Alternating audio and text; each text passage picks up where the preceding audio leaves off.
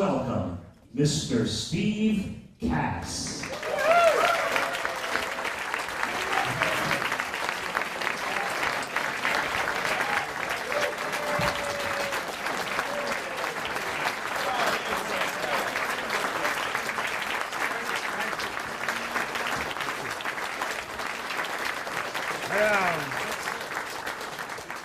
Thank you. I know. Yeah.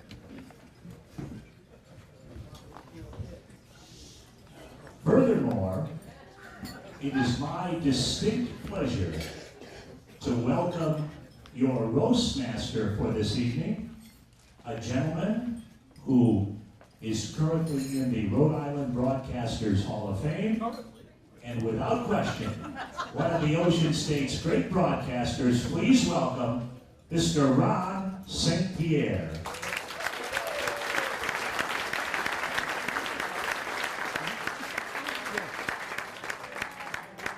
Dave, thank you. Currently? Am I going to get a note tomorrow morning or something?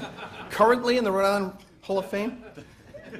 Dave, thank you very much. Good evening, everybody, and welcome to the roast of the Executive Director of Big Brothers of Rhode Island, my good friend Steve Kass.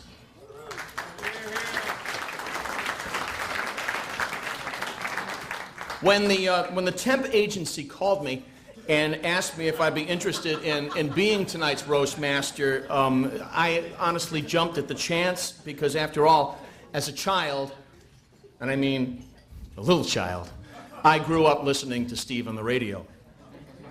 And one of the things I promised myself I wouldn't do tonight, and members of the dais tonight will understand this, is I promised myself I wouldn't go for the cheap laugh, you know, what we like to call the low-hanging fruit. And in Steve's case, that would be age jokes. And you know, while I accepted this, I said I'm just not going to go there. And I promised myself day after day that I would stay away from letting you know that Steve is so old that Salty Brine used to listen to him on snowy mornings to see if he had to go to school. I promised myself I just wouldn't go there. And I hope I've maintained the respect of my fellow members of tonight's dais by saying I wouldn't go to tell you that Steve is so old that the very first prize he gave away on radio was fire. But honestly, look at this guy. Take a long look at this guy. And normally, a guy his age, you're not trying to assemble roasters on a dais. You're searching for a sixth pallbearer. Too soon? No, not even yet. Can't be too soon if it's not even yet. Be careful, you might be one of them. You'll get your chance, Pops. Relax. Steve is so old, he knew Paul Harvey when he finished on page 2. Patrick, where are you? That one's for you. There you go. Sometimes we just work inside the room. What can I say? In fact, before Marconi, Steve used to do a show door to door. But you know, Steve actually created a really, if you remember this now, it was in all the papers for those that actually still read the newspapers. It was in the papers, it was all over broadcast that, you know, Steve created quite the controversy when he left talk radio. And if you can remember, Steve, for the longest time, had been the watchdog of government wasteful spending. And all of a sudden, Steve winds up being Don Kachuri, the governor at the time, his communications director, which made Steve the first person I knew and worked with who actually bit and then sucked on the state's tit.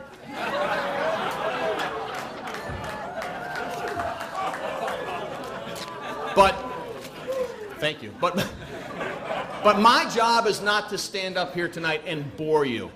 My job is to bring up all of these people who are going to stand up here and bore you to tears. I mean, seriously, look at this dais. Take a peek at these people. I mean, Jesus, we could have gotten more star power if we were roasting Kurt Schilling in 38 studios tonight. But honestly, and I mean this sincerely, a lot of people have sacrificed greatly to be here tonight. For instance, no, really, seriously. For instance, Matt Allen. Matt, where are you? My friend Matt Allen over here. Matt took tonight off from his extremely successful talk show, each night 6 to 9 on WPRO. Hand for Matt. He took time off from doing that. Frank O'Donnell's here, and Frank took time off from not writing a creative joke since the Reagan administration. And Dave Kane is here, Dave took time off from, well, a lot of time off. But what we want to do is I thought that was going to work a little bit better. We want to begin tonight's festivities with the benediction to be delivered by a very, very old friend of Steve's, and who isn't, the official chaplain of all Rhode Island broadcast stations. Now, I don't want to suggest that he is a little bit out of touch with his church, but when that little incident happened a while back where white smoke came out of the Sistine Chapel, he thought Italy had surrendered to Germany again. Ladies and gentlemen, put your hands together for Father Patrick Aloysius Misgivings.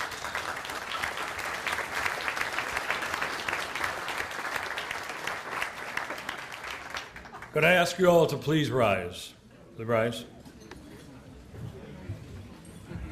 Not you, Steve. Can I rise? Not you. Sit Not down. me? Why not me? I'm not going to say a prayer, but I thought you might want to adjust your underwear while you're sitting around here. Okay, everybody can sit back down there.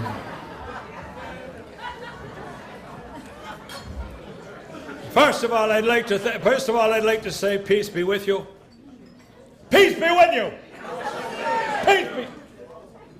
I apologize for not being in a good mood tonight. It's not my fault. I haven't had much sleep lately. See, I keep having this reoccurring nightmare.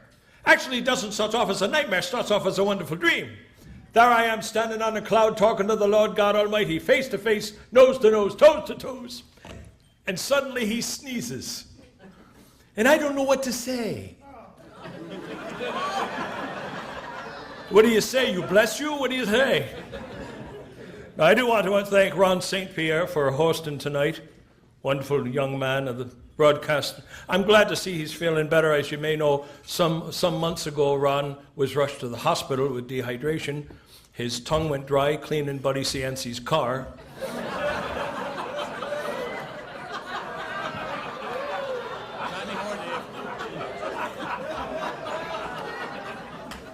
And of course, last year, Ron was inducted into the Rhode Island Hall of Fame.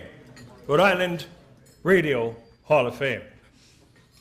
And I was at the dinner, the Rhode Island Radio Hall of Fame dinner last year, or as we've come to know it as the Cumulus Retirement Party. That's what it is. Now tonight we are, all right, remember what I'm getting paid tonight, all right? Tonight we are going to honor Steve Kass, a Jew.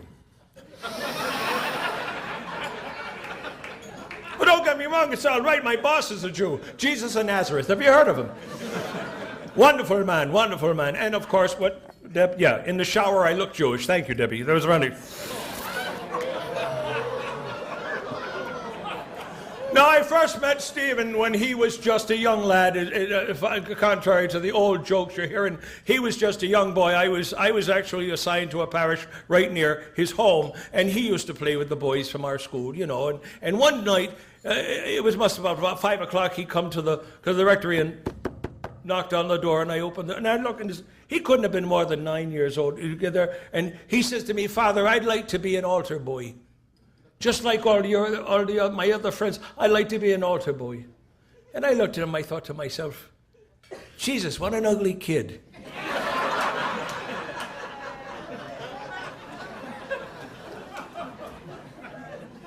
Not a very bright child. We were standing out in front of the rectory one day talking about all the wonderful things that Jesus does in our life, and while we were talking, a flock of birds flew by. One plopped on the poor boy's forehead, right on his forehead.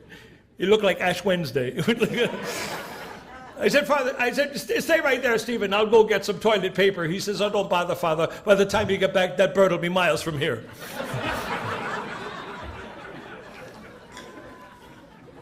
Very musical young man. He was in the doo-wop music, and when he was little, he went to Temple Beth, You Is My Woman. It was a very nice... Some of you don't know that reference. Okay. And of course, Big Brothers. Tonight we are here to honor, of course, also Big Brothers, founded by your dad.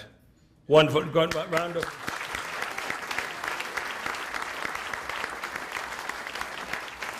Wonderful man. Forgetful. Forgot to tell Steve how to spell his last name.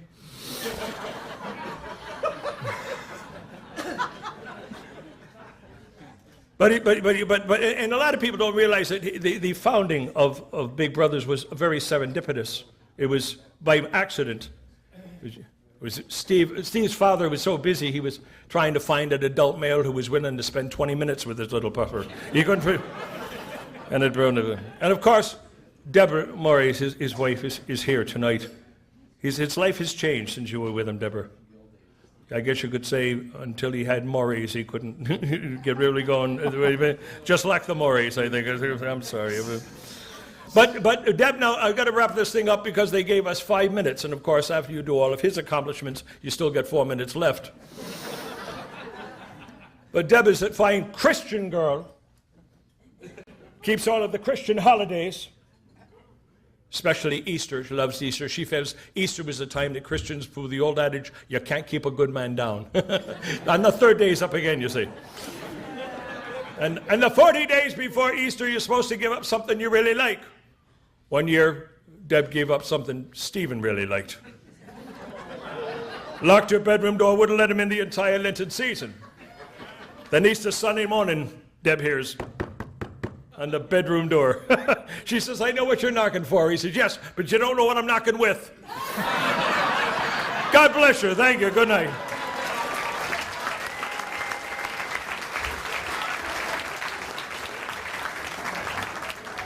Ladies and gentlemen, Father Patrick Aloysius Misgivings, a.k.a. Dave Kane. An act that never gets old. No, an act that never gets old for, I'm sure, a handful of you in the room tonight. And bless me, Father, for you have sinned. I think you owe us 2 Hail Marys and an Our Father after that material. Our very first roaster tonight, the lone member of tonight's dais, who shares a bed each night with Steve. The lone member. And Steve, thank you so much for crapping all over the joke, which was the punchline, but she is the lone member, thanks Steve, whose head rests lovingly on the pillow next to Steve's. Unless, of course, Patrick Austin finally wants to tell us something tonight. Thanks for killing it, Steve. Ladies and gentlemen, living proof that third time's the charm, here's Deb Moraes.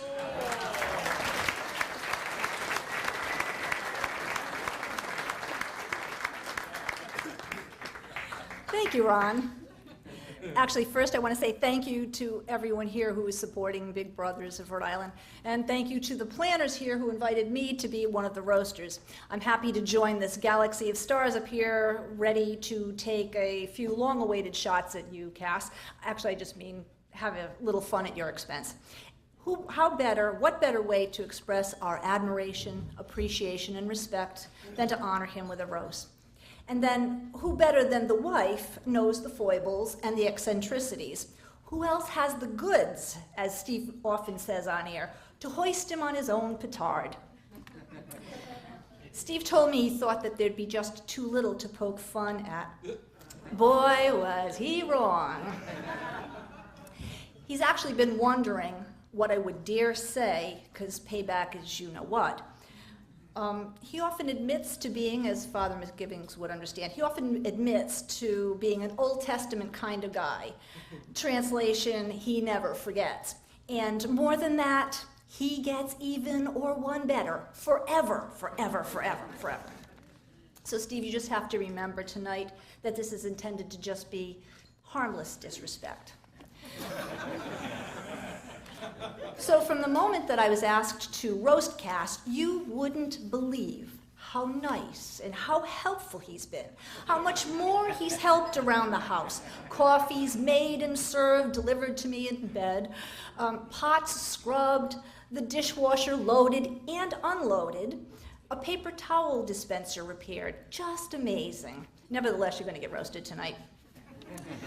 I understand most of you know very little about Kass. He really is a very private person, so I thought I would share with you a few personal stories, how we connected, and the unforgettable dating habits of the Kass man.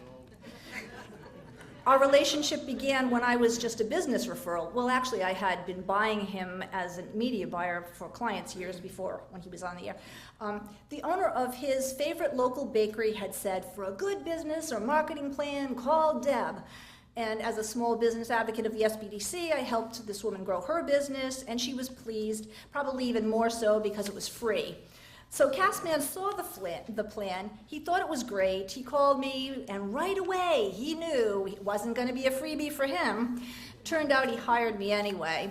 His plan to sell high-tech medical speech recognition software was a good idea, in fact, but just not a profitable business one for him. So instead of selling something for $4,900 for a licensing fee, we quickly found that CompUSA and a few others of like ilks were selling it for $49. And so quickly we realized this career was going to be very short, a very short one. So he switched his focus immediately to me. Suddenly, many more calls were coming to me than any other client I had ever had, days, nights, and weekends. Well, his persistence and my polite nature won him an invitation to my house for dinner. Thoughtful guy this guy is. He brought me a hostess gift, a 5-pound burlap bag of basmati rice. My 80-year-old stepfather quickly nudged me that night, and he said, Deb, any guy who's bringing you 5 pounds of rice is really expecting to stick around for a long time to eat that thing, you know. This was true. But to be fair, the next gift was a fabulous bottle of Opus One, so he redeemed himself. Obviously, his plan worked. We did marry. That's despite his Paul Bunyan impressions during our first Christmas together. This is a visual you won't believe, and I had witnesses. So I've been buying and putting up Christmas trees, big, beautiful Christmas trees for decades, 4 casement windows wide. So a dear friend of mine and I proudly brought in this beautiful blue spruce tree, put it in the living room, trunk first, through the front door. We adorned it with lights and ornaments and garland and celebrated around it. Then came time to take it down and stow away the paraphernalia, and Kass wanted to help. However, he's convinced that we can't take it out the way I had been doing it for years and years. Next thing I know, Kass brings in a chainsaw. He yanks the cord, noise, blue smoke, gas billowing through the house. I just couldn't believe. He proceeds to cut the trunk down into firewood-sized pieces right there in the living room. Kass, I just can't believe this city boy's way of doing things. And, you know, of course, I couldn't make this up. Many of you know that Kass is a social activist. He's tirelessly working on air and off air for good causes. You know he genuinely cares about our state politically and economically. I believe he is single-handedly responsible for trying to create the economic recovery just by being the shopper. On the phone, in catalogs, online, at the local big box stores, every grocery store within a 10-mile radius, even BH Photo and Amazon, they're either on speed dial or they're topping his computer's favorites list. UPS and FedEx drivers are delivering packages to our house every single day. And since he moved in, I now have dozens of those truck drivers as good friends, and because he's been around the house so long, I even know their kids too. You have to know that, in fact, retail national trends are up, and it's all thanks to just his credit card. So if you know Kass at all, you know that buying gadgets is his hobby. As he says, there's a tool for every chore. So consequently, and this isn't no word of a lie, I have storage boxes full of ideal grapefruit knives, perfect jam spreaders, a no-mess garlic press, also 4 sharpening blades, 3 popcorn machines, 2 fondue pots, and 1 2-ended peanut butter and jelly spreader. Boldly he says to me, it's not about need, Deb, it's about want, and his crazy impulses. So the other thing is that there are these things, the electronics. This is the single largest category of collectibles in our house.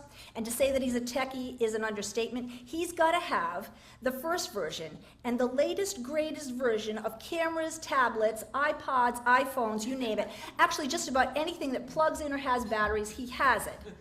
And I bet you wouldn't be surprised to know that he has a designated drawer just to stockpile those AAAs, AA's, the C's, the battery rechargers, just one whole drawer for it. I swear that this boy, he's so thorough. He's researched, he's bought, sold, traded, or upgraded enough cameras, TVs, audio, and electronic components to start a museum. Absolutely true. And the way I get to instill fear in him is I threaten to have a yard sale, which I haven't done yet. You know, he says, his response to this is, Deb, the more you buy, the more you save. Let me tell you, we save lots.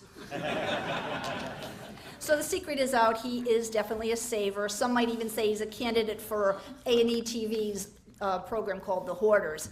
From his little tiny soldiers to his award-winning beautiful baby pictures, we have racks, boxes, and filing cabinets. Swear to God, floor to ceiling, Mary can attest to this, floor to ceiling in the basement, and he has squeezed every inch of closet he could find in this house.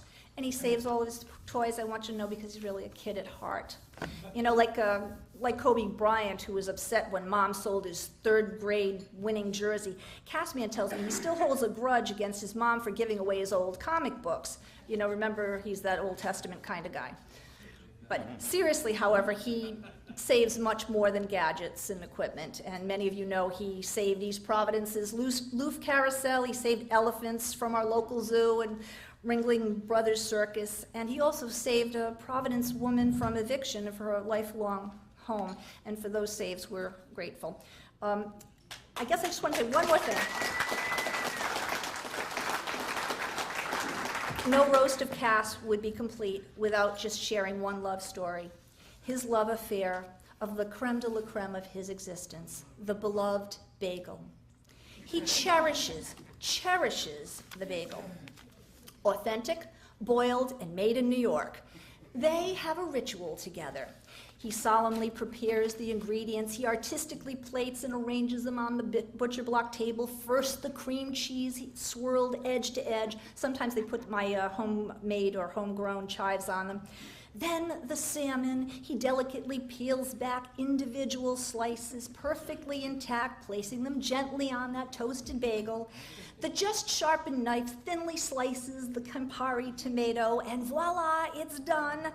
So here the approach is slow, the eyes widen, the jaw drops, and then chomp, and he says, smile and repeat. Anyway, so my more than, it's true.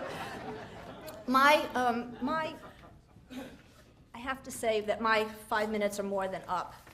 But here's the encyclopedia I prepared for the more serious skewering of Cass. But honestly, Steve, since you've been such a gem, I think I'll save that for another time. So thank you.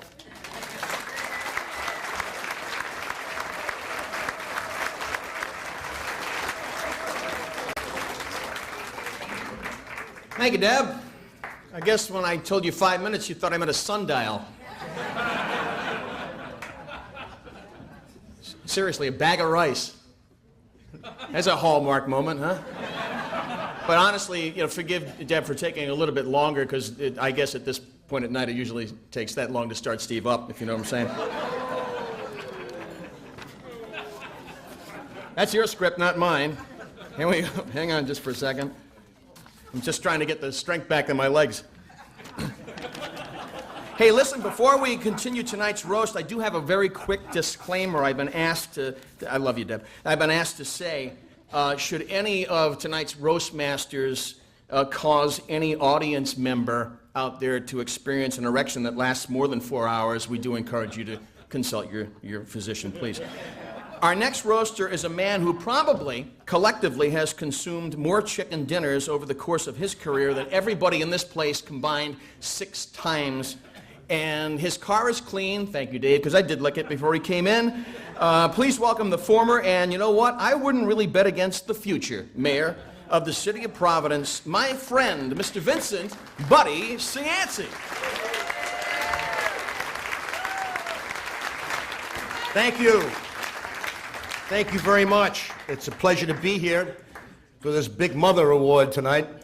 I once got this award, and I think that's what they called it at the time, the Big Mother Award. Steve, it's nice to see you. Father Misgivings, I always want to recognize the clergy. I always wanted to be a priest, you know, but I found that I couldn't drink that early in the morning. That was the problem. You know, it's great to be here to celebrate Steve's great career. I was never more relieved when he was hired by Governor Kachir to tell us we're all safe when we had hurricanes and snowstorms. And I'd have him on the show to give him a reason to exist, you know. And he'd come on and he'd say,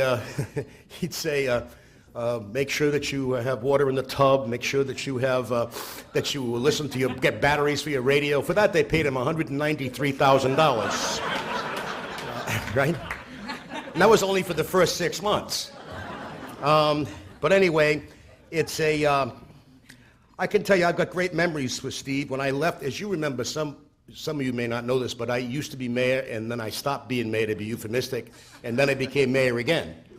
And the way I was introduced by my good friend Ron St. Pierre, I'll never forget, I walked into the Biltmore Hotel, because after I had gotten out of office and got back in, the Supreme Court had decided I could be mayor again. And so it happened around December 20th, something like that. So I went into the Biltmore, some dinner for Johnson and Wales, and there was a guy named Socrates Ananduk. How can you forget that name? And he introduced me. He was so excited I was there, and he said, "Ladies and gentlemen, let's all welcome the two-timing mayor of the city of Providence," right? Some of you heard this. Another time, I got a call from the White House, and they said, a guy named Bill Casey is coming to town. And he was the head of the CIA, and could you pick him up and take him to the speech at Brown? I said, sure. So I took they used to have those big, long Undertaker cars in those days. So I pulled up on the airport, and this guy, Bill Casey, was the head of the CIA. His plane lands, and the door opens, and the stairs come down. He comes down the stairs. He looks at me, and he says, "Who are you?" And I said, "And you're supposed to be the head of the CIA," right? But anyway, I see so many good friends here. I didn't get a chance to eat tonight because I sat between Steve McDonald and Matt Allen. So I got here a little late, and actually the big prize tonight goes to the waiter at our table to put up with those guys. But my dessert came. She put it down. It was gone. I don't know what happened to it. Steve was sitting right next to me, by the way. Let me see what else I can do. I'm going to not use all my 5 minutes. Gene Valicenti, my good friend, is here. He's a great Rhode Island personality. At least that's what he's told me. And he's a good friend, though. See, everybody here has made a living off of me. You notice that? Everybody here. Charlie Hall used to have a whole show. Buddy Cianci, right? You made a whole living out of it. And I gave you, you know what Charlie Hall's first job was? His mother called me and said, can you hire Charlie? And so I put him with the elderly at Camp Cronin. Remember that? I used to play bingo with them, for about as much money as the city could afford at that time. And then, of course, we had Gene Vallis. Oh, we have Frank Colletta. Where's he? Every morning. Oh, Buddy left office this day. Buddy came back to office this day with that flashback stuff every morning. Everybody makes a living from me. Of course, it's really a pleasure to be here. And I remember Steve's father. I asked Steve, how come you don't have the same name as your father? He said, well, my father was, very well known and did a lot of things for kids, the family court and everything, and started Big Brothers. And he said, I ran a DJ show, he said, and we used to have like 4,000 or 5,000 kids at it. And we'd have stabbings and murders and everything. He said, so my father wanted me to change my name. Can you imagine that? So that's why his name is Kass. And his name is Kass. But I asked him if he was Jewish. And he says, yes. I said, which temple do you belong to? He said, oh, I don't really practice it. And I remember the late Bruce Sunland. I was at a roast one time when Rabbi Gutterman said, Bruce, we're not, it's enough that you're ashamed to be Jewish. We're ashamed that you're Jewish, right? Right? Remember that, Monty? Anyway, it's great to be here tonight looking at all these faces, Ron St. Pierre, Steve Cass, Tony Bristol, Charlie Jeffers. For a second, I thought I was in the unemployment line. But not really. They all should be employed. I agree. But let me just say this. Tonight, they said it was going to, Deb said it was going to be a very exciting night. But she said that on her wedding night, too. So I wouldn't. See, I hate roasts. You can be funny about yourself. This is a great evening. It's a great evening for Big Brothers. I remember when your father, and I remember when the three mainstays of this organization, as I recall, every year, Harry Kazarian, is Mrs. Kazarian here? Yeah. Harry Kazarian. John, the guy who was head of the IRS, John O'Brien, and the other guy was Russ Boyle. Was Russ Boyle part of it for a while? And John McLaughlin. I remember those for years. They used to be in the same place. There was the same dinner every year. And Salty Brian. And so I didn't remember Salty Brian being there, but I remember they raised so much money, did so much good. So you're good to be here to celebrate this party so we can raise enough money for Steve's salary this year. With the right. But you're good to do it. It's a pleasure for me to be here. It's a pleasure for me to say congratulations to you on your great career. You know, when I left office the first time, Steve had me on his show for a couple of weeks, and I'll never forget that. You took a big chance with me, and I really appreciate that. And I appreciate Ron bringing me into the broadcast business, which I enjoy very, very much. And that's because of people who are up here who understand this business. And we like each other, we compete with each other, but we all respect one another. And we're here tonight to honor a guy who we hold in very high esteem, not only because he's a great broadcaster, because he truly is a gentleman who cares about people and he has compassion. That's why you have a big crowd here tonight. Although I can tell you this, one of the shortest books in the world that I've read is Minorities I Have Seen. It's Steve Kass Roast. Right? But that doesn't mean that everyone doesn't love Steve Kass. We all do. Have a great evening, and congratulations to you, Steve.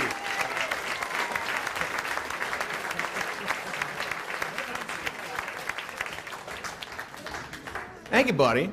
Hey, if anybody feels like tweeting tonight, you can hashtag Steve Kass Roast and post some pictures and tag him if you feel like doing that. Interesting that Buddy mentioned Rabbi Gutterman, because we asked him to come here tonight, but unfortunately he can't be here because he's performing a bris of someone he knows who's half Japanese and half Jewish. It's at Okie Steakhouse. He actually should be here shortly. Anyway, your next roaster is best known as the creator of the long, and I mean long-running, cabaret, The Ocean State Follies. And he has had a very illustrious career in stand-up comedy. He has appeared on several national television shows. He has opened up for dozens, and I mean 12 at a time, of headlining acts at the Warwick Musical Theater. Unfortunately, he continues to try to warm up those acts at the Warwick Musical Theater. He's also a political cartoonist, a TV courtroom artist, and he wrote this intro. And last year was the first person inducted into the Rhode Island Comedy Hall of Fame. A friend of mine, please welcome the Seth MacFarlane of tonight's show's budget, Mr. Charlie Hall. Thank you. Thank you, Steve. Ron St. Pierre, your host tonight, folks. Funny, clever, spontaneous, articulate. Week in, week out, he is the most glib person at the unemployment office. And though the roast is customary to kind of pick on the dais, we don't have, we're already running late, so I just want to mention a few of the colleagues. Deb, very nice job. They say that, but behind every great man, there is a great woman. Well, it seems there's also a great woman behind Steve. Think about that.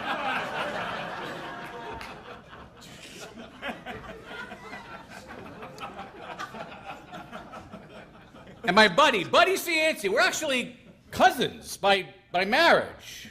No, a transfusion won't help, but we are cousins. And nobody missed him when he was on a sabbatical more than I did in my Ocean State Follies, he's sensitive. He's a human. He came back, and I said, buddy, how was it over there? And he said, was it ever lonely? He said, well, it was kind of lonely, but what I'd do on Saturday nights, I'd gather my fellow inmates into the head, and we throw in these lit books of matches into the toilets, and we have our own little water fire.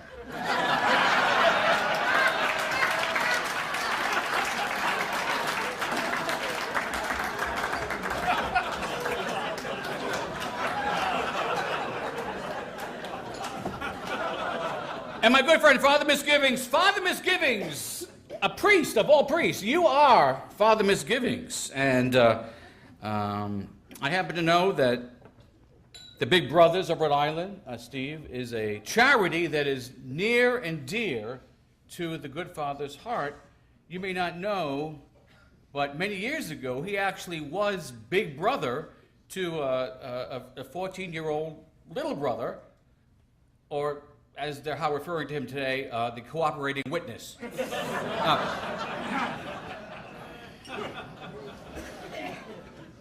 And nice of Gene Valicente to join us in his busy schedule. 30,000 Rhode Islanders without jobs, he has 12.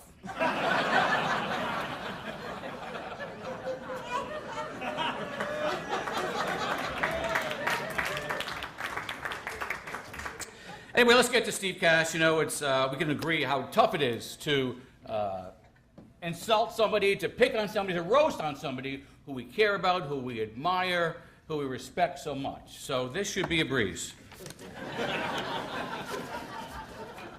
Okay. Rhode Island Broadcaster of the Year. National Radio and TV Broadcasters Hall of Fame. Rhode Island Monthly Top Local Radio Host. New England Radio Personality of the Year. Broadcasting Press Guild Golden Award recipient. National Marconi Award winner. Talk Magazine's Top 25 Most Influential Talk Show Hosts in America. WJAR Jefferson Award recipient. And Citadel Employee of the Month. These are honors that Steve Kass will never achieve.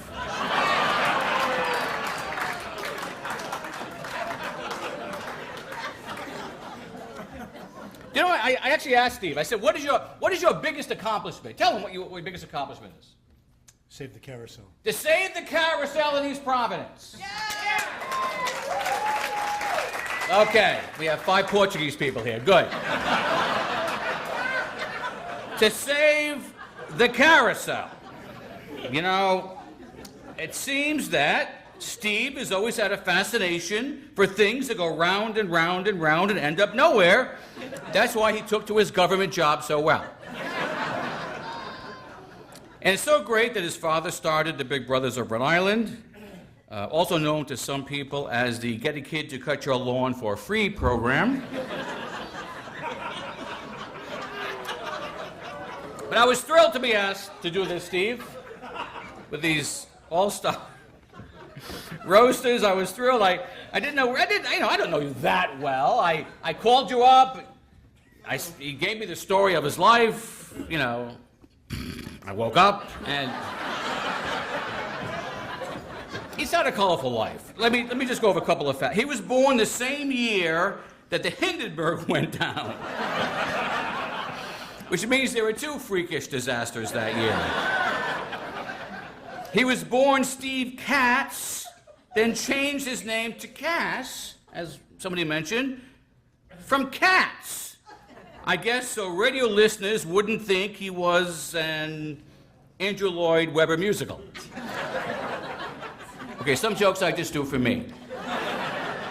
He went to classical, he went to URI, where he played sports, studied business, and chased women, all of which led respectively to a love of football, a string of successful entrepreneurships, and 12 restraining orders. You've been involved with many businesses, Steve. You used to sell glass, right? You were for storefronts and whatever. You were the GM for a Maryland shipyard. Did you guys know this? Yeah, it's quite boring, really. Yeah. You used to own Rhode Island Picture Frame in Warwick. You opened up a series of pet care centers because you love animals, especially dogs. Yeah. You revere your dogs. In fact, I walked into the men's room tonight, and there was Steve drinking from the toilet. All the clever stuff, and you laugh at that shit? Then he moved into radio, getting a job as a rock and roll DJ at WRIB. He even cut a record. Has anybody mentioned that yet? No. Did Debbie mention that? No. That's probably the only thing she didn't mention. That's right. All right. Good point. All right, so you were asked to cut, you cut an album, a record. Yes. And it was called, what was it called? You made a boo-boo. You made a boo-boo. A little story about Steve's decision to work for the state. That's true. And by the way, Steve is very generous, very generous. He tells me that all the proceeds from the sales of that record were actually donated to Meeting Street School. Meeting Street School, which used the funds to buy a box of number 2 pencils. Funny,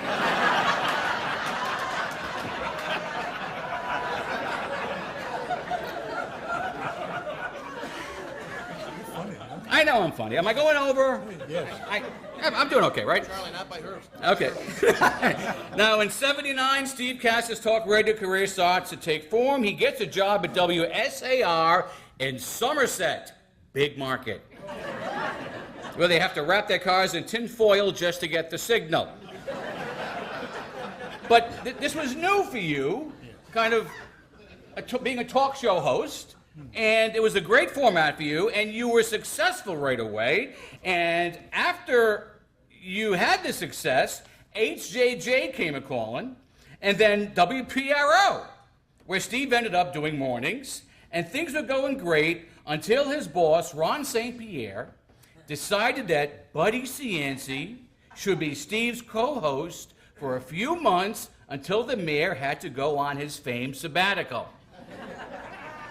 The press crucified Kass, and the calls came in every day.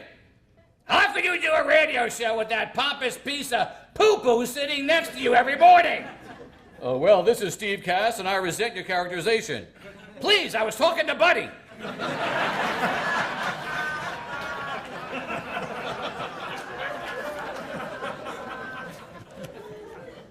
But Ron knew what he was doing, right, Ron? Where's Ron? You knew because how high were the ratings? Down here. How high? Way up.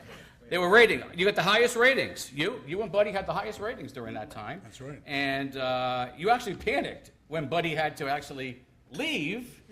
And it is true that you tried to hire Joe Mollicone to fill in for him. Which never panned out because Mollicone didn't want to ruin his image. Now, almost done. In 2005, Steve asked the new governor, Don Kachiri, to do a monthly show called Ask the Governor. And they became friends, and one day, the governor asked Steve if he wanted to be his communications director. Steve was flattered. Right? He said, why me? The governor said, you're smart, you know the issues, and Frank Coletta turned it down. See how I got him in? Okay. And Steve became a state worker, and for a third of the money and 5 times the work. Good move. That's like replacing a BMW with an AMC Pacer. But Steve wanted to give back, right? Because you care about Rhode Island. You wanted to somehow give back to Rhode Island, and you served as communications director for Governor Don Kachiri and communications director for the very important Rhode Island Emergency Management Agency, a position now held by a $40 fax machine.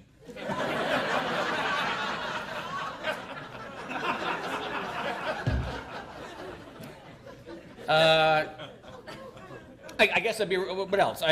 You're also well known for 18 years of hosting Channel 36's A Lively Experiment, seen by tens of people every Sunday morning. And, look, that's probably enough. Steve, you have accomplished a lot in your 85 years. And Rhode Island is a better place for it. I'm proud to be your friend. Thank you.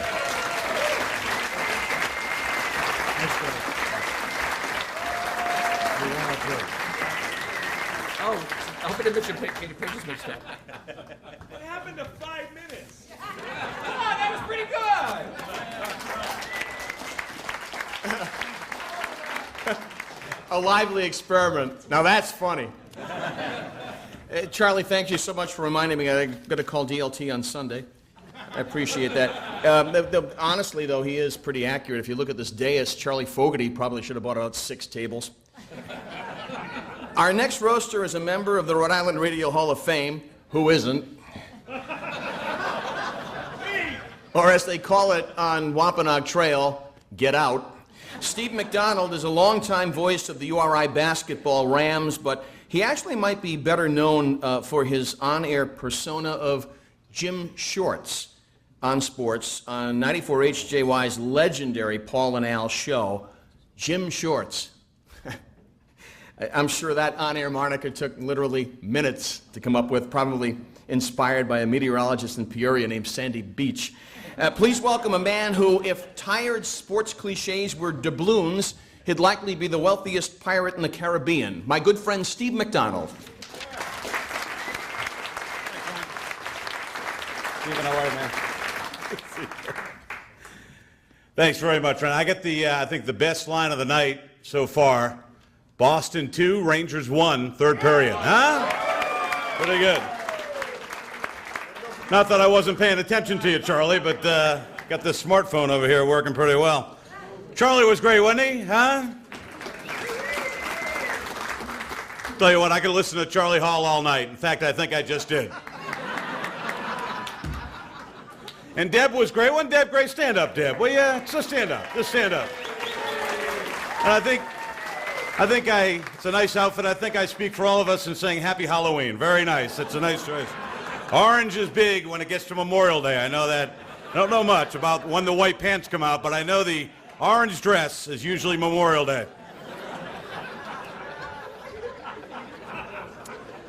Want to thank Ron St. Pierre. Doing a great job as an MC, isn't he, huh? Packs a great punch for a little guy, I'll tell you, doesn't he, huh? Absolutely. I've had, I don't want to say Ron's a small guy, but I've had sandwiches bigger than Ron for lunch. So, but Ron is a great friend, a great mentor to me, and I appreciate all that he's done for me over the years. Again, I'm Steve McDonald. I'm Steve Kass's personal trainer. And, huh?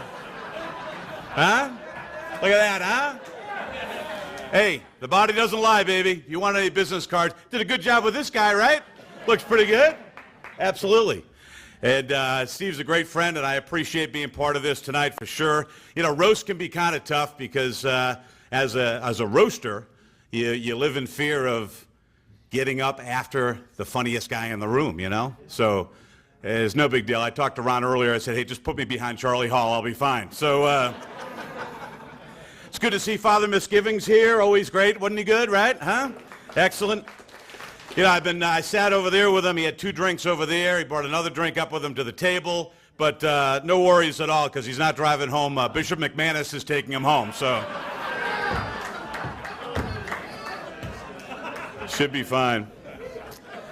Want to thank my good friend Frank O'Donnell here, sitting next to Frank. And Buddy had some fun with us earlier about, well, you know, it's uncanny. I don't know if it works for you, but I get mistaken for Frank, and I think Frank gets mistaken for me all the time.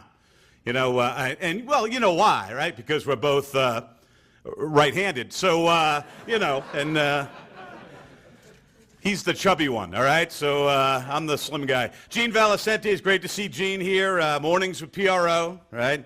Evenings on NBC 10, of course, proving once again that if you don't work very hard, you can hold 2 full-time jobs down at the same time. It's excellent. And if you need your lawn done, I think Gene's got a few hours on the weekend for you. It's great to see Buddy. We appreciate Buddy being here and getting up and regaling us with some great stories. You know, back when he was mayor, Buddy was famous for showing up at every wake that took place in Providence. Never missed one, right? And in true tradition, he's here with us tonight, so that's fantastic. I don't want to say the cast man is, you know, on his last lap, but when we were first putting this together, initially, you know, we're planning the dinner, we said for a time, we said, how about 2 to 4 and 7 to 9? We thought that would be pretty good. You know, I don't want to say that Steve is old, but the other day he was sitting in his living room watching TV, old reruns of the Lively Experiment. Here's a great afternoon for you. Deb was baking in the kitchen and, you know, whipping up some chocolate chip cookies, and the aroma kind of made its way into the living room. And Steve was pretty comfortable in his chair, and it's hard for a man of his age to move around now, you know. So, but he kept smelling that chocolate chip cookies, and he said, boy, I gotta make a move. So he kind of lifts himself up out of the chair and hangs onto the chair for balance and kind of makes his way over to the couch and shuffles a little further toward the kitchen. and he gets to the door of the kitchen, and there's the chocolate chip cookies on the table, and he reaches to grab one, and Deb swats his hand away and says, "Hey, those are for your funeral." And then there's Deb. Deb. How did you get hooked up with this guy, you know? I mean, that's just, he's Hugh Hefner without the money. You know what I'm saying? And without the stamina as well, I think. Right? I don't want to say there's a big age difference between the two, but the first time I saw you guys together, I thought Steve was volunteering for Big Grandfathers. You know, on the first date, Steve held Deb close in his arms, and he said, "Deb, where have you been all my life?" And she said, "Well, for the first half of it, I wasn't born." Many of you know, and Charlie mentioned that Steve had 2 hit songs, right? There's 2 of them, I believe, right? Yeah, 2 of them. Big hits, big hits, as Charlie mentioned. The first, most of us know that because Steve told us, of course. "Darling My Love" was the first one, right? That was the other side of it. That was the flip side? Okay, "Darling My Love" was the B-side, and that one, a young Steve Kass actually sung the first time to Betsy Ross, and it was very nice. And then "You Made a Boo-Boo" was the one that Charlie mentioned, which was the big hit. That was more recent as well. Steve wrote that for his boss, actually. That was when Don Kachiri signed off on the 38 Studios deal. "You made a boo-boo," okay. In all seriousness, Steve is the best. He is a guy that when I was young, 30 years ago, getting to WHJJ, at that time Steve was, 62 or so, and he really was like a big brother to me. He was somebody that showed me the ropes, guided me along, and I got to say that Ron is in that group as well. Not age-wise, Ron's a little younger, but Ron is certainly a great mentor of mine as well, Sherm and all the guys back then. But Steve certainly took me under his wing and did a lot of good things for him, and I appreciate that very, very much. I'm going to end with a true story. We're at the University of Rhode Island Athletics fundraisers going back maybe 15 years or so, maybe 20 years, and Steve was in the front row, and I was the auctioneer, and they had a Carlton Fisk autographed uniform jersey up for bid, and Steve really wanted that. We started the bidding at $400, and Steve went $400. Went back of the room for $500.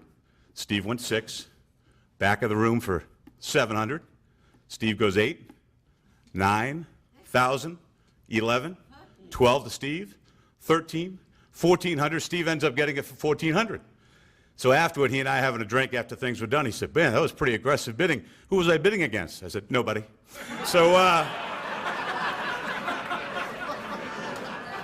owe you $1,000, but I owe you a lot more than that. I love you, pal.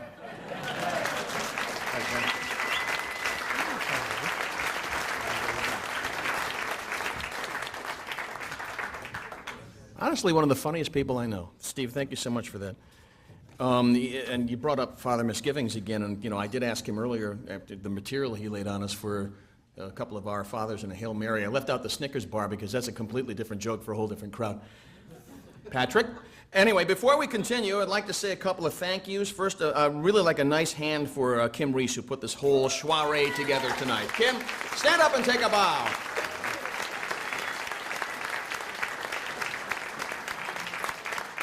And of course, once again, I'd like to thank the temp agency. Thank you. And when Deb stood up, by the way, that time was running. That's 15 minutes now total. Our next roaster has been featured at dozens of comedy clubs throughout New England. He's worked with comics from NBC's Last Comic Standing, FX's Louie, and he was a regular at the Comedy Connection, which begs the question, why the hell don't we know who the hell this person is? He did work with Steve for many, many years at WPRO, and he is someone who certainly does need an introduction tonight. Please remain in your seats and give a standing ovation to Mr. Patrick Austin. Thank you, Ron. Nice try tonight. How is everybody feeling? Round of applause for Mr. Kass here tonight. You look very comfortable. They really set you up nice on that high top chair. Nice job. Nice job. So I'm told it's nice to be here. Proud to be performing at the Golden Crest Nursing Home. You all look like you're hanging on, barely. For those of you who don't know me, it's because unlike my counterparts here on the dais, I was born after 1903. Guys, look, electricity. What do you think?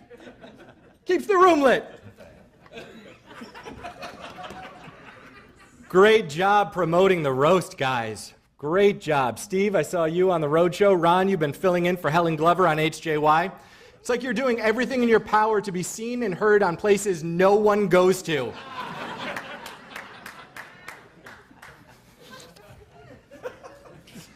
Oh, great promos for the roast. Who saw the promos on Facebook or on Channel 10? Anybody see the commercials that they did for the roast? There you go. Steve, thanks for dressing up. You looked like if a pile of laundry and a pile of carbohydrates had a baby.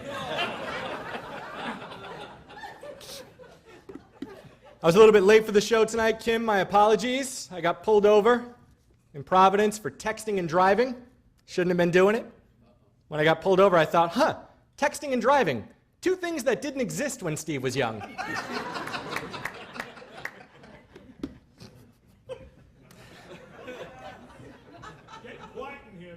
Calm down over there.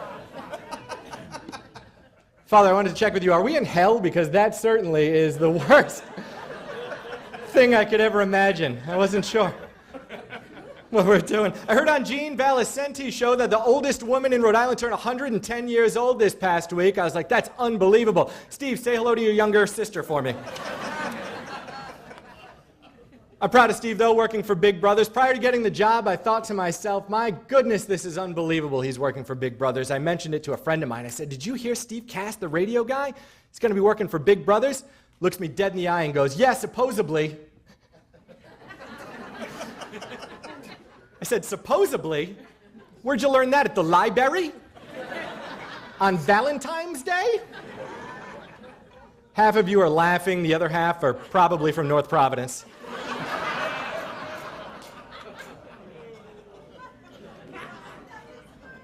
Charlie Hall is here tonight. How about Charlie's performance? My goodness. Give him a round of applause. Not only is Charlie a comedian, he recently started an event called Drink and Dabble. Have you guys heard about this? You go and you drink and you watch Charlie paint.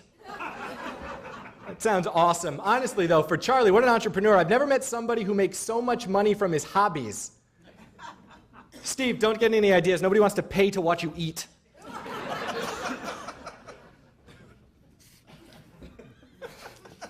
Kass has done so many interesting things in his life. I mean, he owned a pet shop. He was a rock and roll musician. He worked for radio.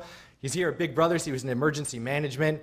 You know, he's like a sponge. Everybody he goes to, he just learns from. He learns from them. He's a sponge. Charlie Hall, also like a sponge, except he just soaks up gross wine. Charlie, I'm sorry about that. That was not as good as we had anticipated beforehand. I like it. I know. That's for you, Ron. Buddy Cianci was here tonight. Is he still? He's still here. One of the most famous men in Rhode Island. You know, Buddy Cianci is so famous when he goes to hotels and he doesn't want to cause a stir. He says, I don't want anybody to know someone famous is here. When he reserves a room, he gives the name Matt Allen.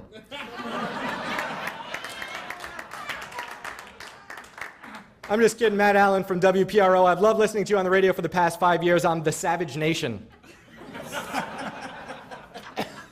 I shouldn't joke, though, honestly, looking at everybody here on the dais, this is what I'm going to be like in 20 years. Best case scenario, I'm Frank O'Donnell. In 20 years, that is my best case scenario. Frank, I'm just kidding. You gave me my start in stand-up comedy. I love you, man. You're doing a good job. Thank you so much. No, I appreciate it. Steve Kass has been on the air and radio for 60 years. How about that, honestly? Let's just take a minute. 60 years in radio. Is that right? Less or more? A little bit less. Less? How many less? I'm not going to tell you. Okay, 59 years Steve Kass has been in radio.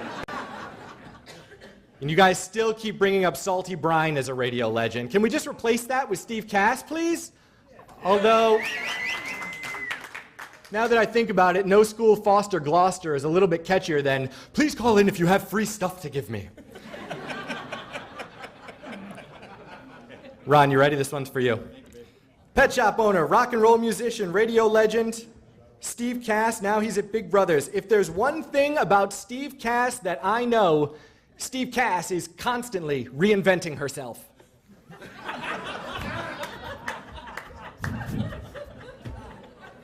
I got it. I know. No, that was honestly, it was brilliantly written. You're the only one. Oh.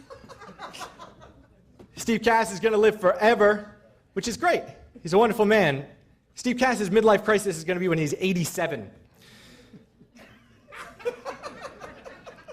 Let's wrap this up quick, says Ron. Steve went from broadcasting on the most popular talk radio station, WPRO, to working at WSAR in Fall River. Interesting career move. You can catch him this summer as he broadcasts live from an abandoned Almax on a ham radio in Johnston.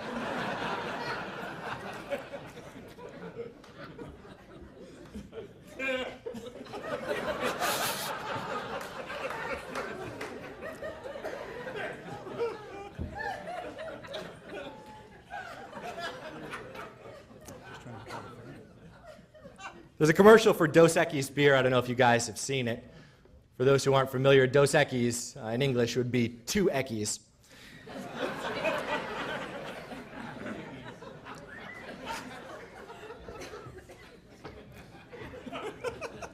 And these commercials chronicle the most interesting man in the world.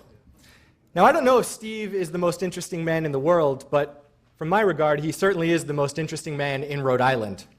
To tell you a little bit about Steve, while most of you morning commuters are stuck in traffic on the 610 connector, Steve Kass flies into the office on the Big Blue Bug.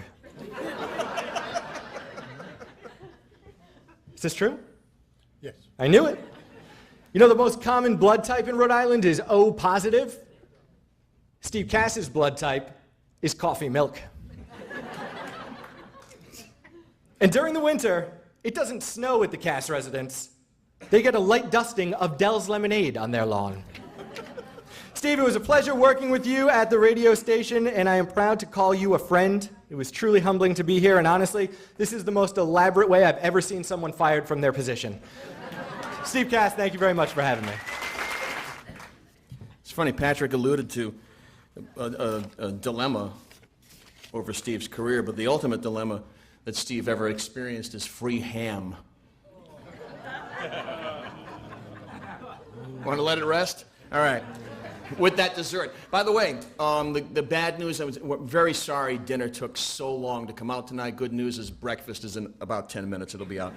Our next roaster is news anchor. He's a news anchor on Channel 10. He is the morning show host on WPRO. And I understand that he is set to tackle the Providence Journal next. In fact, he starts his gig, his Sunday paper route in the High Hawk section of East Greenwich this coming weekend. Please welcome a man who asks you to invite him into your home, into your living room each evening. And if you take him up on that, I would strongly suggest you count the silverware. Here's Gene Vellicenti.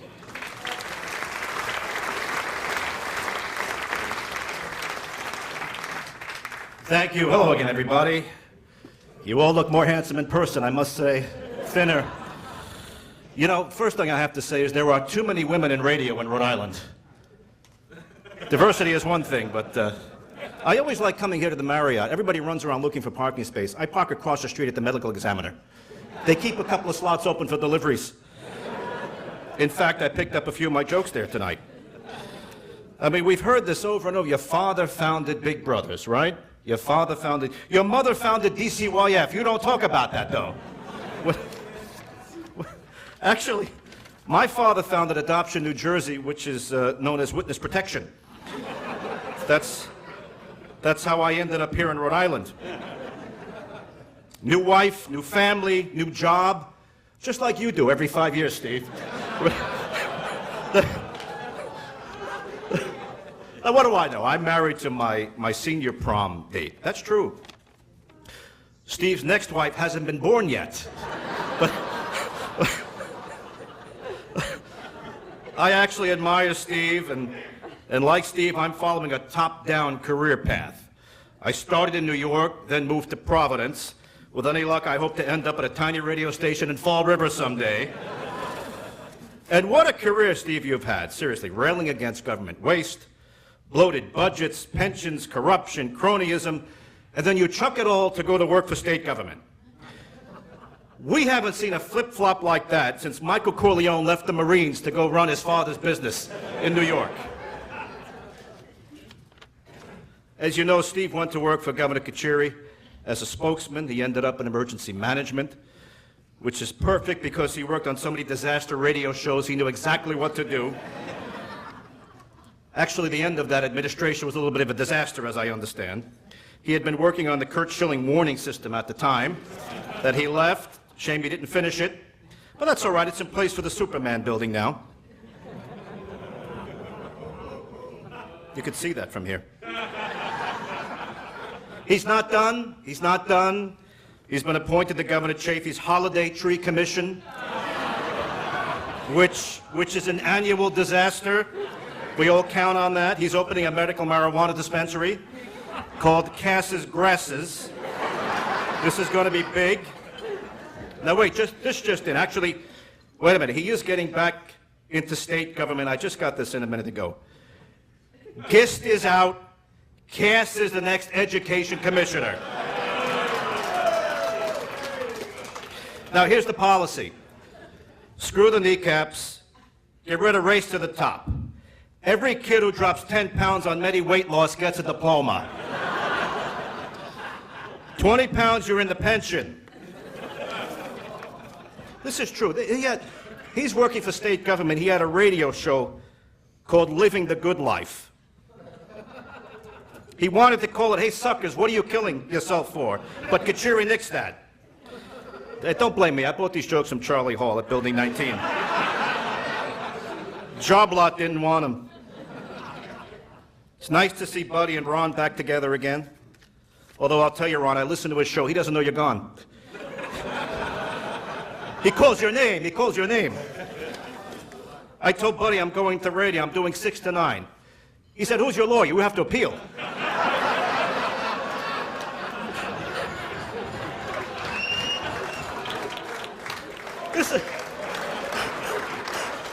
This is a true story. I was interviewing Buddy once in his office. I said, "Mayor, how is it that every triple-decker in Silver Lake has 197 people registered to it to vote?" He said, "We never count the top floor."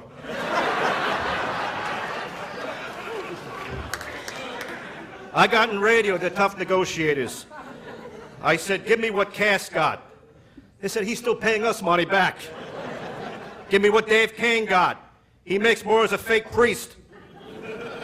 "How about Buddy Cianci?" "All right, we pay you in euros in somebody else's name. You want that?" "Give me what Steve McDonald gets on WHJJ. He's on HJJ, he's a volunteer." That's all right. Now listen, let me say something nice about Steve. Now, I've got a little surprise for you, too. You know, our old friend Governor Sunland used to say, and I know he probably told you this, he would say, "Spend the first third of your life learning, the second third earning, and the last third serving." He was famous for that. He would tell everybody that. And Steve, I really think you are following that terrific advice. Just serving. It's wonderful to see what you're doing for the community. The big brother. Seriously, nice round of applause for what he does. Now, how about this? Out of the blue, I get a call last week from a fellow named Tom Black. He's with the Horace A. Kimball and S. Ella Kimball Foundation. They do good work in South County.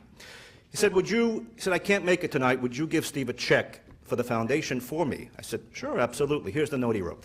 "Dear Steve, our very best to you and your staff at Big Brothers of Rhode Island. We, the trustees of the foundation, hope that you are able to get every young man in Rhode Island a big brother to help them have a successful and enjoyable future with your guidance, and we hope this grant helps in some meaningful way. We're sure your late father, who was responsible for this endeavor, is watching over with pride and pleasure that his son is now at the helm of this worthwhile venture. Sincerely, Tom Black and the trustees of the Horace A. Kimball and S. Ella Kimball Foundation." Here's the check for $20,000.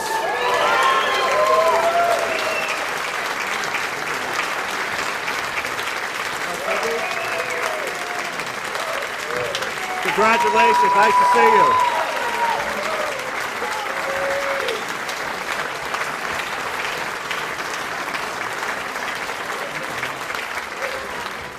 Oh, there you go. Never follow a check for $20,000 or a dog act. Thank you for that, Gene. That's great. Really, you married your senior high? Really?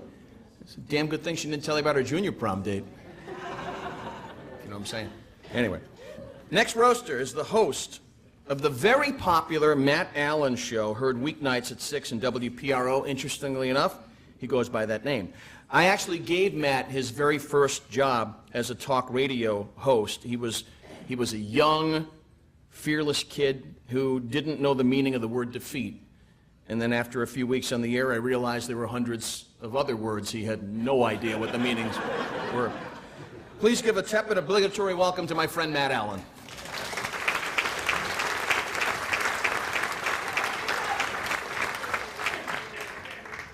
Just want to say thank you to Ron St. Pierre, ladies and gentlemen. So, a round of applause for Ron. He's doing a great job being the roast master. It's not easy.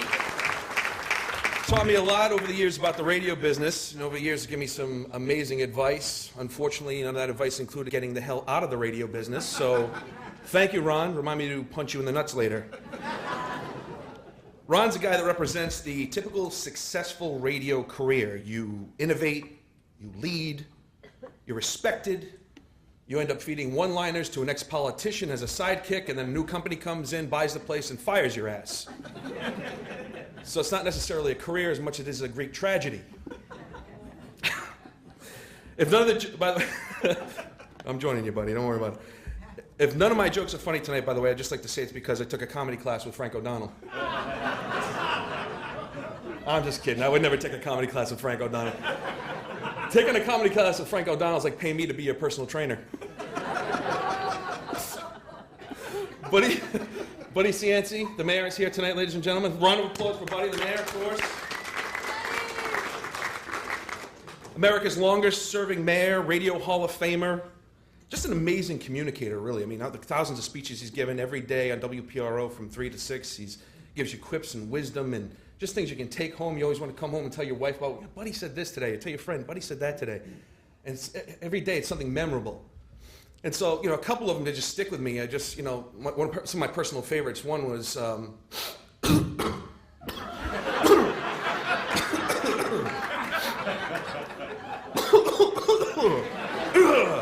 we on? Or my personal recent favorite, live from the Hasbro Children's Hospital Radiothon, I will give you the fucking phone number in a minute.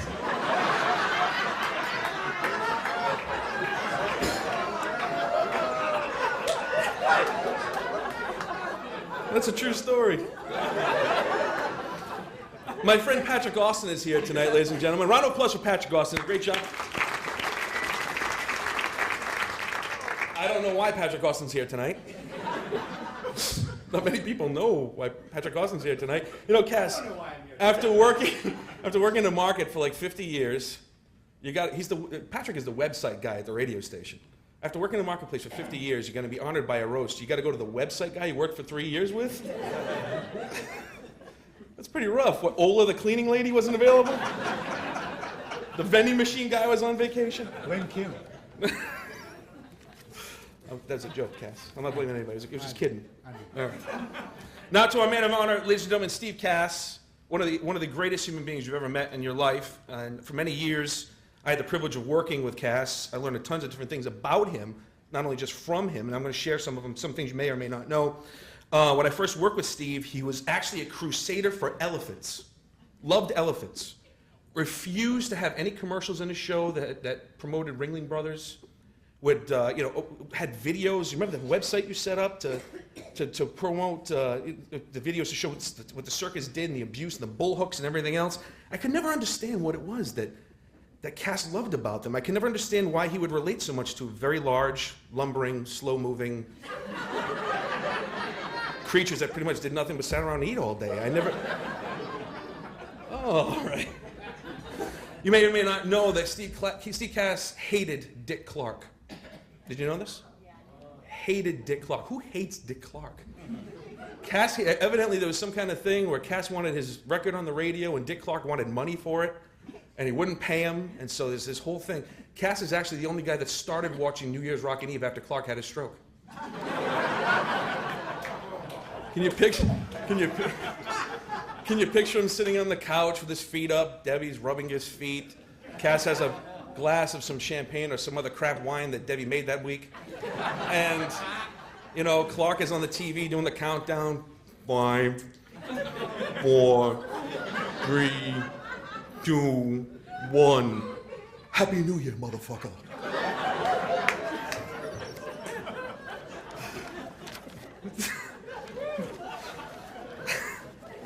I'm sorry about that one. God forgive me. Yes. Steve Kass taught me many things, but the most important thing he taught me, I think, in my career is the power of advertising. I mean, the man himself could convince anybody of anything. He loves small business. He loves their products. That's why I think Debbie, he buys all that stuff because he just loves innovation. He loves something new. He really he could sell ice cube to Eskimos. He convinced anybody of anything. I mean, shit, he had Rhode Islanders convinced that Charlie Hall Ocean State Folly shit was funny for like 20 years. Charlie, how much money did you make on that stuff? A little bit. Buddy, they sent you to prison for running a criminal enterprise. Remember that?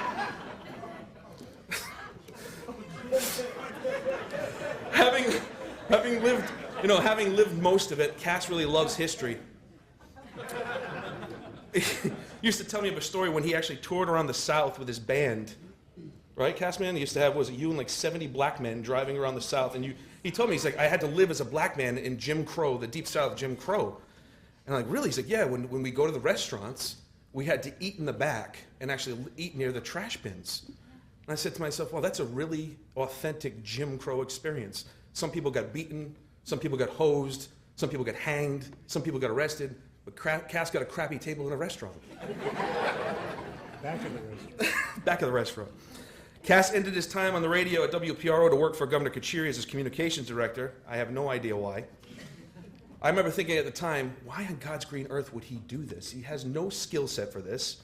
He shouldn't be in this job. I'm thinking to myself, like, Kass, it's like some former politician getting on the radio for 3 hours a day thinking he can do an interesting talk show. What kind of egomaniac does something like that?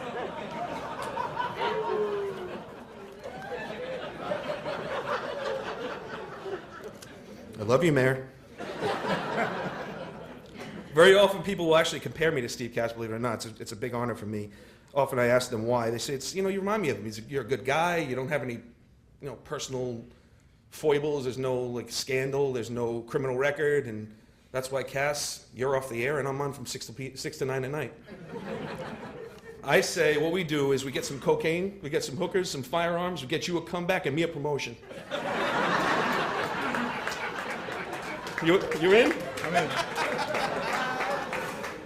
I want to just say, real quick, that Steve Kass is probably one of the most genuine human beings I've ever met in my life. He is an angel sent from above. He's a great guy. And the fact that he wants to take over the organization and run the organization that his dad started so many years ago is just a testament to that. I want to say, I love you, man. You're the best. Congratulations on tonight. And we all love you very much.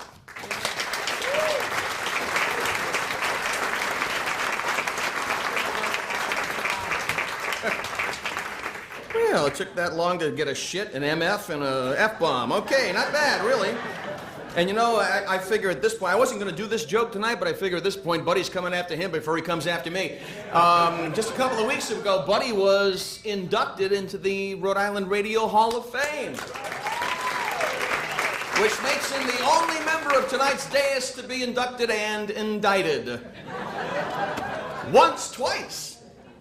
And our very last roaster tonight is Frank O'Donnell. Frank's a good friend, and anybody who knows comedy in this area is very familiar with Frank. He was actually scheduled to join us on videotape, but circumstances had forced him to actually be here live in person. Frank, very familiar to fans of the local comedy scene. Frank, very, very nice to see you, looking trim, as fit as usual. I don't know if you heard it, but it was in the papers. They do make 1% milk now.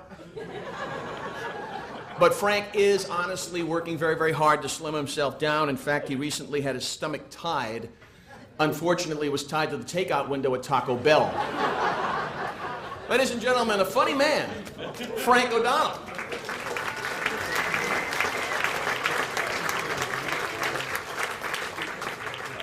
Stephen, let me thank you first of all for freeing me from Ringling Brothers. That was very nice. You son of a bitch. All right, let's recap the evening. We started with the priest roasting the Jew. Those of you who had starting up the Inquisition on your bucket list, you can cross that right off. Let's see. That was a lovely story you told, Deb, of how you guys met. Clearly, you do not understand the definition of the word stalker. Obviously, there is no Viagra in use at the Cass-Moray's house. All we need is a good old bagel from New York. You're good for a week. That's nice. That's nice. I'm never going to be able to go to Bagel Boys again without getting a stiffy. You know what I'm saying, Deb? Thank you. Thank you. By the way, it's great to see the mayor here. I don't think I've ever seen anybody's upper lip sweat quite as much as yours did. Actually, he could get us through the next drought, folks. So tie into that. That's only one. Matt did way more. All right, so by the way, some jokes Charlie Hall does for himself. Steve McDonald is here to tell you that this section of the stage is pretty freaking secure. Patrick Austin, I bring you a special message from my good friend, the mayor of North Providence, Charlie Lombardi, who wants you to know, I don't get it.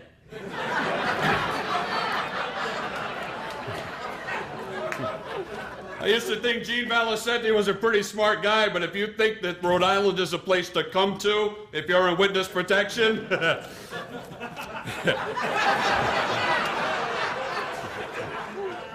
and Matt Allen, you did go over one on the limit of Buddy Cianci jokes, so if John Laughlin's on tomorrow night 6 to 9, none of you'll know nothing, all right?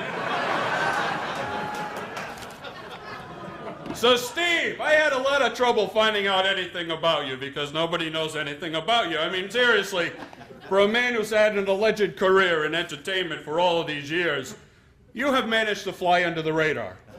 Which is ironic because when he's on Post Road, he shows up on the radar at Green Airport. So we went to the records at his alma mater, Classical High School, also my alma mater, Charlie's as well. And that's where we find out that he enters school under his more traditional and very ethnic Hebrew name, Shlomiel Kass.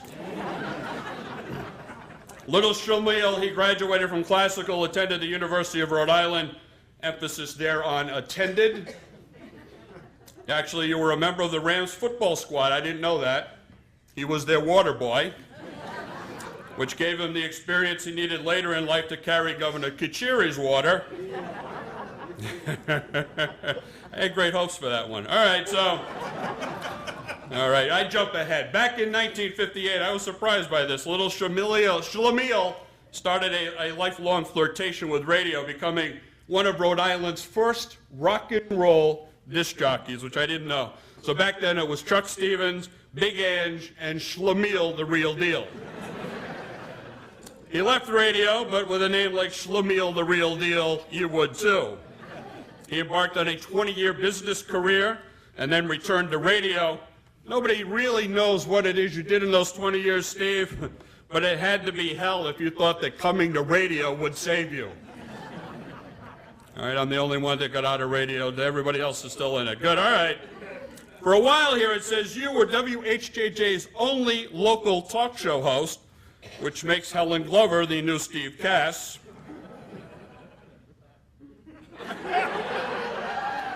I'm not doing it. You're well known for having that soothing voice.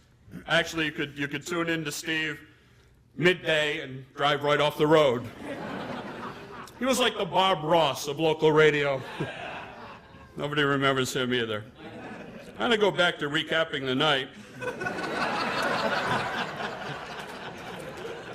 Steve has also been a talk show host at WPRO. Can I tell a little personal story about you at WHJJ, actually? Once in my life, I filled in for Steve Kass on WHJJ radio. What day did they pick to have the Catholic kid from Mount Pleasant show up for the Jewish kid from the East Side? Good Friday. Little guilty? Little guilty? Were you? Yeah, you didn't want those phone calls. You left radio for a little while. Oh, no, actually, it says here, WPRO, and then you went to WSAR. If you do check Steve's Facebook page, by the way, you'll note that when he announced his recent departure from WSAR, it actually earned him 50 thumbs up. I'm not sure that that's what you were going for, Steve. You did leave radio for a bit to join Rhode Island state government as the spokesperson for Governor Kachiri. It was actually Steve who first coined the governor's most famous expression,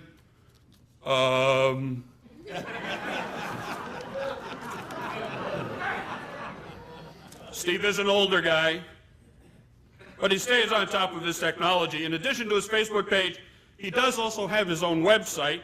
You can find out so much about him there at stevecass.me.about. Obviously, his website was designed in Woonsocket.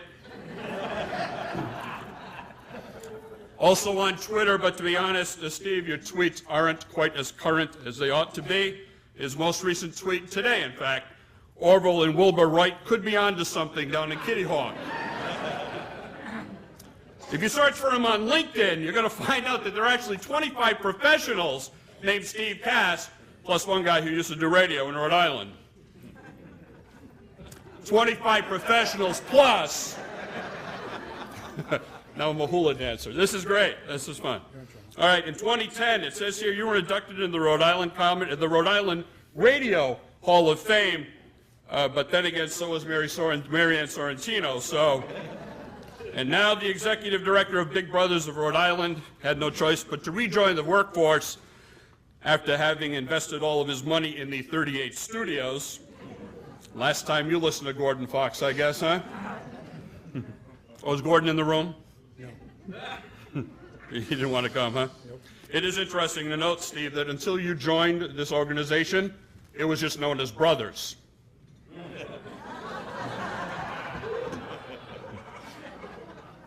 It was just known as Brothers. Steve, I don't know why they call you the voice of reason. Actually, no one actually knows the reason for that. But you are the reason that everyone is here tonight. So simply for showing up, we salute you, Stephen. Congratulations.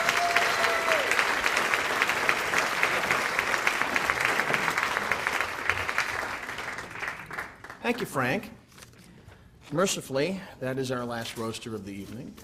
We have had our chance to roast tonight's man of the hour. Steve, I know it's been a rough night on you, and you've been patient. The good news is it's tapioca night at the home tomorrow. Now to lay a few thoughts of his own upon us, and then we'll give away our raffle winners. The executive director of Big Brothers of Rhode Island, Steve Kass. Might take him a little while to get up here, so give him a hand.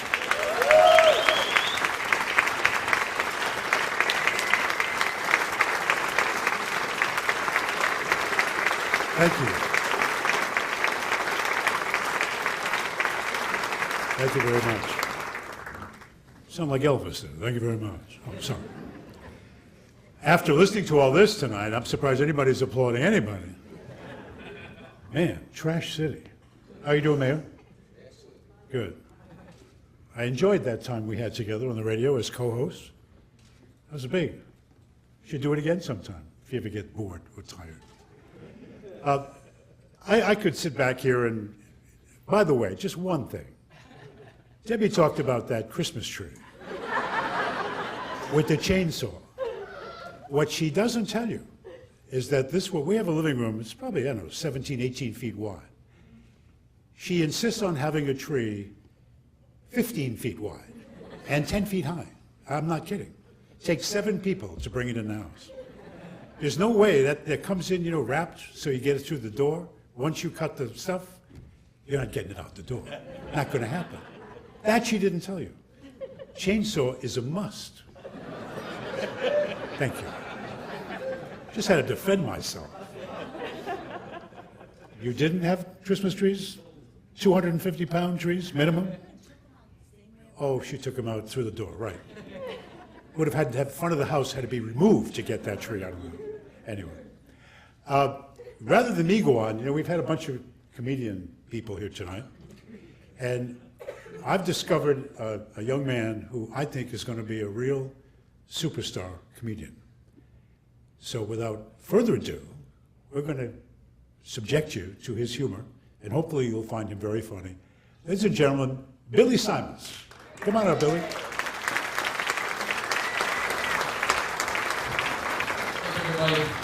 And by the way, he's a big brother.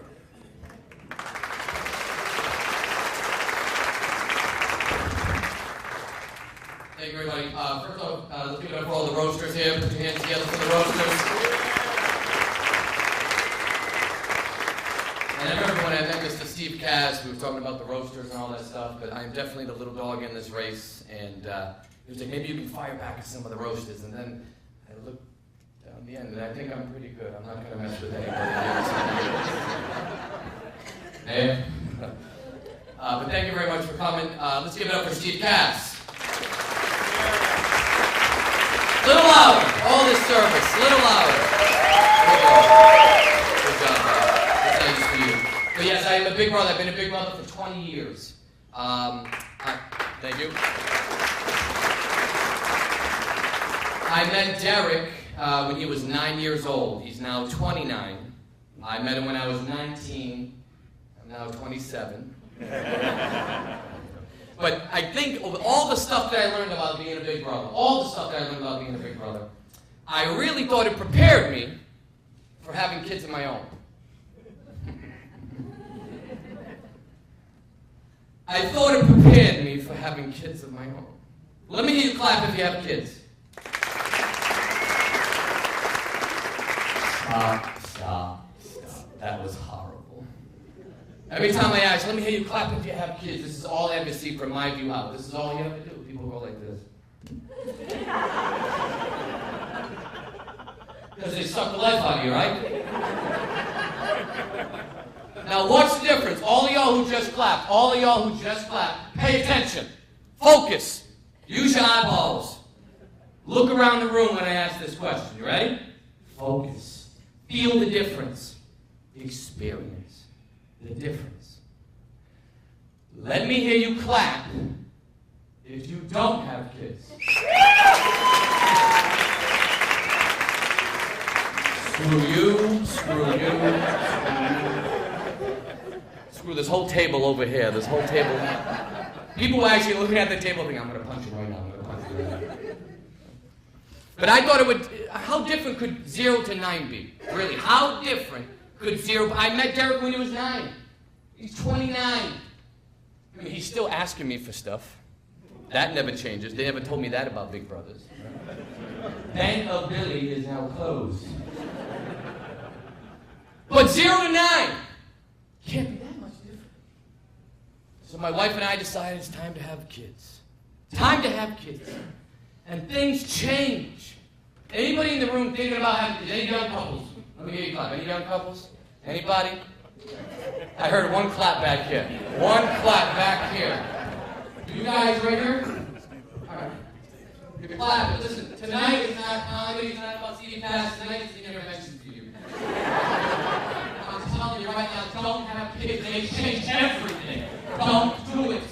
I'll give you an example. It's everywhere. Everywhere you look, you can see it around you.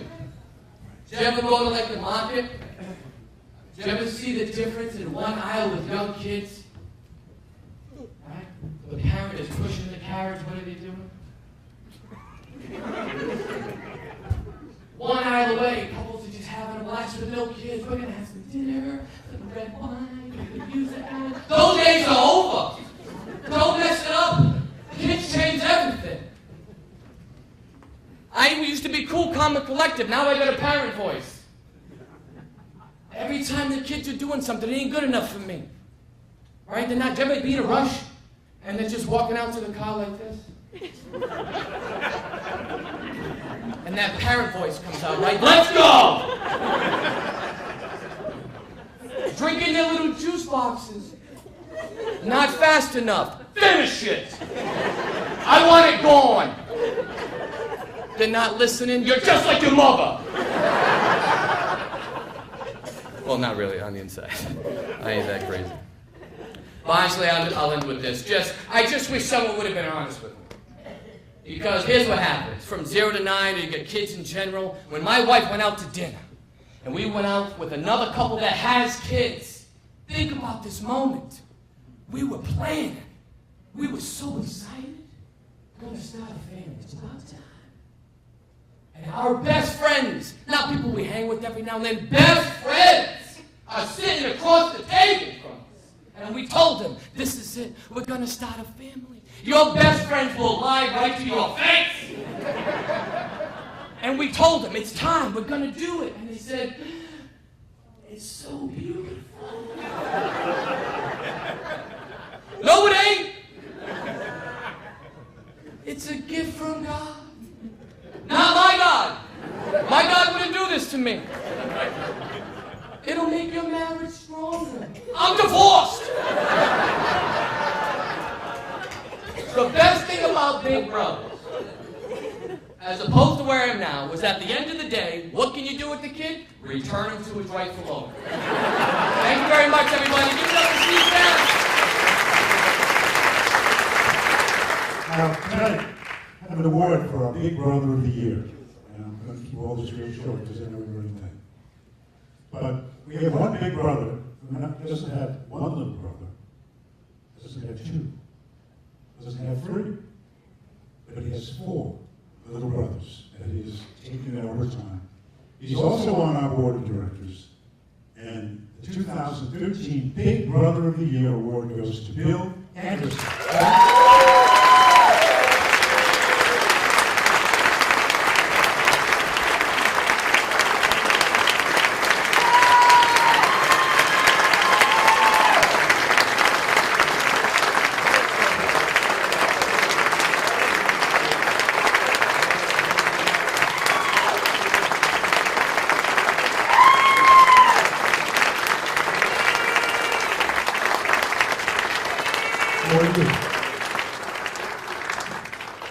I'd like to thank everybody for coming here, first of all, tonight.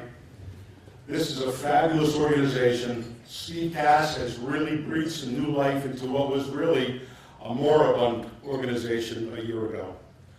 What we've seen as far as a difference in the way that people are working to get these kids squared away is amazing. And every day, I thank God that I have my 3 or 4 little brothers. 3 of them I see all the time. The 4th one is 17 years old. And while there are success stories everywhere, my 17-year-old right now is away in rehab. So you know something, no matter what you do, and no matter how much time and effort you put into, you really never know what you're going to work out to. However, if we can get people to come in here and work with these kids, you'd be amazed at what it does for you. Not for them. The kids love it. But you know something?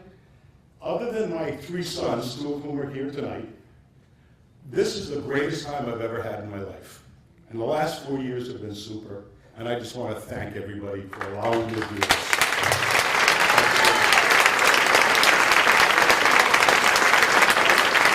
Thank you, Bill. Listen, everybody, I hope you had a few laughs, and it was all for a great cause. We thank you so much for coming. Steve's got the last word. Last word, I also want to recognize a wonderful addition to our board of directors and helping Big Brothers to do a lot of great things. He called me a while ago. He recently retired from his job. And he said he was bored. And do you have anything for me to do? I said, when can you get down here? Because this man took the University of Rhode Island from a pretty nothing place and turned it into a world-class education facility. Dr. Robert Carruthers is now with us.